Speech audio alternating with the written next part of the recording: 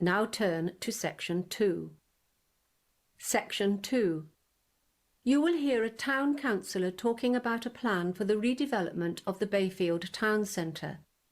First, you have some time to look at questions 11 to 17.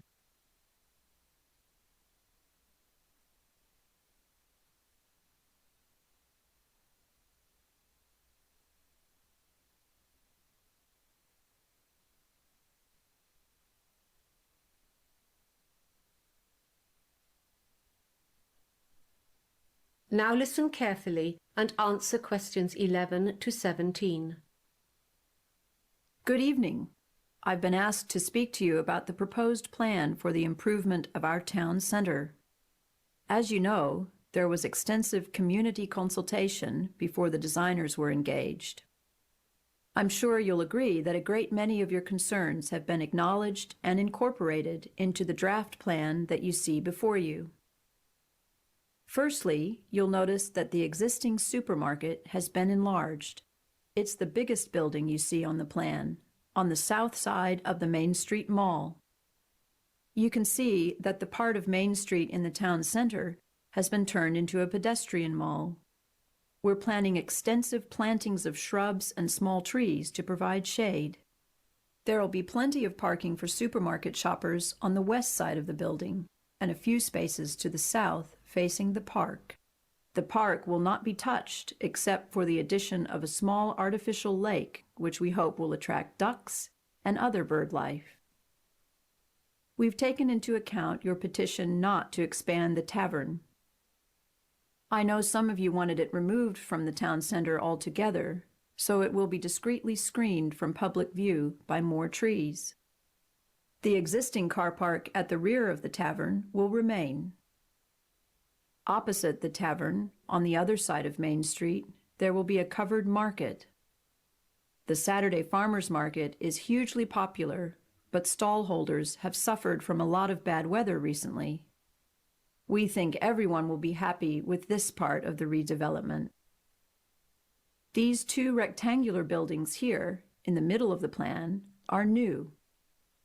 We plan to demolish the existing shops, some of which are unsound anyway, and put up these two modern buildings instead.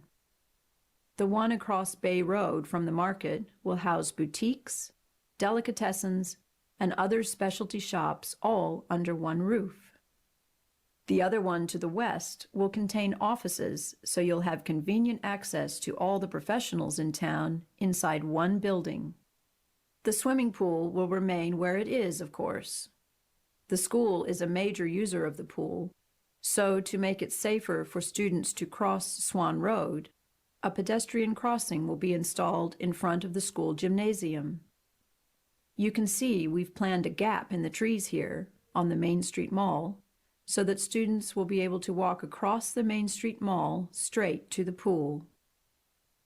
Another pedestrian crossing to the west of the pool will give students and other users safer access to the new library here. Library users will be able to share the supermarket parking.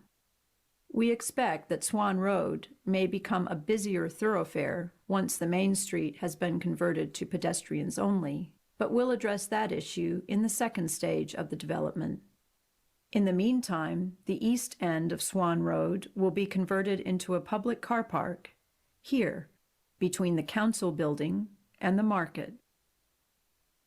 Before you hear the rest of the conversation, you have some time to look at questions 18 to 20.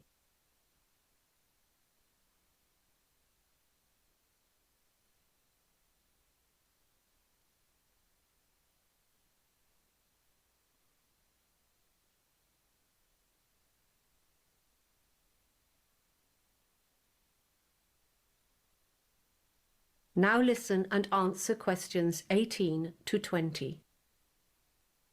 I'll deal with any questions you may have at the end of this talk. In the meantime, I'll give you some idea of what the second stage of development will involve. In line with the overwhelming concern of Bayfield inhabitants, improved public transport is definitely at the forefront of the next stage. We're planning to develop a modern transportation hub on the outskirts of town. Another issue we want to address is the lack of playgrounds and sporting facilities. These could be part of Stage 2, depending on the Council's ability to purchase appropriate sites. As I mentioned earlier, traffic may become a problem in Swan Road. Once Main Street has been blocked off, the Council will study the speed, flow, and density of vehicles on Swan Road and decide on appropriate measures. I know the Council's preference would be to install traffic lights either side of the pedestrian crossing, but they'll consider other options to alleviate traffic problems, like diverting non-essential vehicles to a back road. Are there any questions? That is the end of Section 2. You now have half a minute to check your answers.